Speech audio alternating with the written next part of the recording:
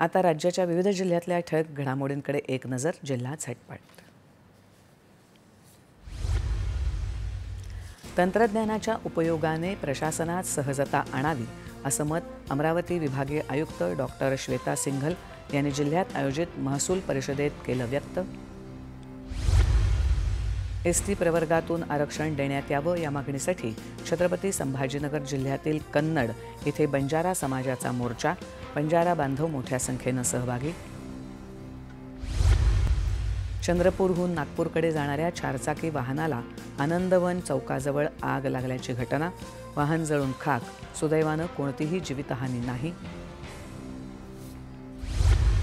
रायगडच्या JNPAनं Indian port असोसिएशनच्या सहकार्यानं देशभरातील सर्व प्रमुख बंदरांच्या अधिकाऱ्यांच्या इंडक्शन प्रशिक्षण कार्यक्रमाची केली सुरुवात.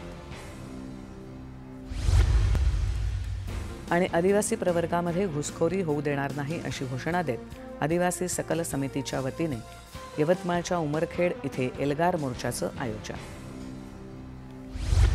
भाजपानं आयोजित केलेल्या सेवा पंधरवड्याअंतर्गत आज बीड जिल्ह्यात परळी इथे मंत्री पंकजा मुंडे यांच्या हस्ते आरोग्य शिबिराचं उद्घाटन झालं.